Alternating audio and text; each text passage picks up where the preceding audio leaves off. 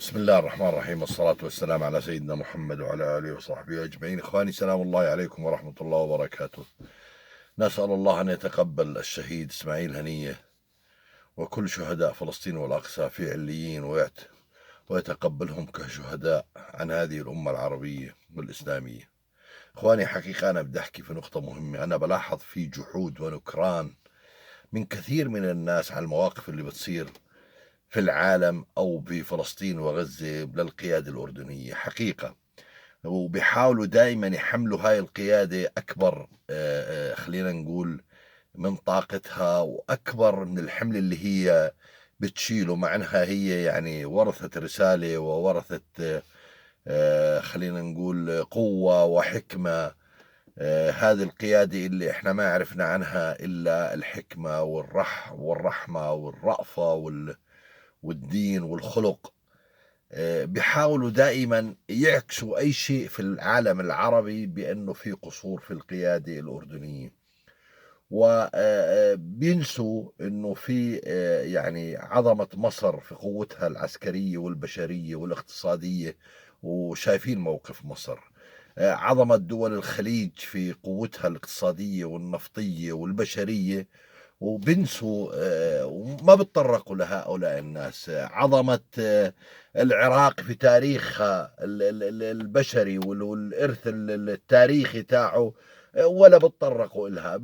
بسوريا بإرثها الحضاري، ولا كأنه يعني. لكن سبحان الله حطيتهم على هالقيادة الأردنية الهاشمية، لأنها الوحيدة اللي يعني ما بتجامل، ما بتهادن، بتشتغل بسياسة واضحة وثابتة، بتحكي بلغة الشارع، بتحكي بلهجة الشارع وبمنطق الشارع العربي مش بس الأردني، وبتنتقد وبتشتكي وبتوصل لمراحل إنها بتحرج خلينا نقول كل دول العالم في مواقفها ضد القضايا العربية والفلسطينية بالذات.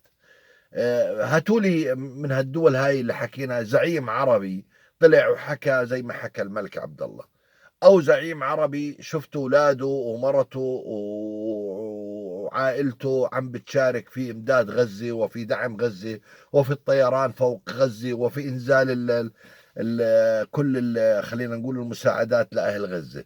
وانا بدي احكي عن الشعب الاردني كمان. لو ان هذه الحرب في غزة كانت على الحدود الأردنية بالضفة الغربية، هل تتوقع أن الشعب الأردني يكون نفس هذا الموقف مع أهلنا في غزة بالجانب المصري؟ والله ما أظن. وأنا متأكد أن الشعب الأردني رح يضحي ورح ينتحر من أجل التضحية.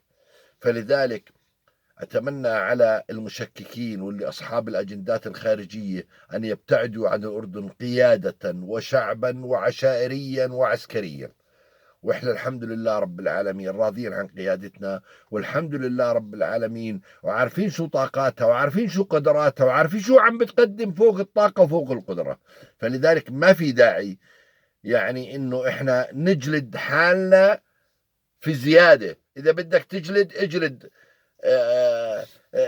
الدول الكبرى اللي عندها جيوش، مش جيش، جيوش، اللي عندها نفط بغطي العالم، بإمكانهم يوقفوا النفط، اللي بيوقفوا الغاز بإمكانهم بيوقفوا الاقتصاد تاعهم بهين دولة. وإحنا يعني عارفين حالنا وعارفين إحنا شو قاعدين بنصير. فلذلك الله يحمي هذا البلد ويحمي قيادة هذا البلد والمؤسسة العسكرية والعشائرية في هذا البلد، ويحمي سيدنا. والسلام عليكم ورحمة الله وبركاته.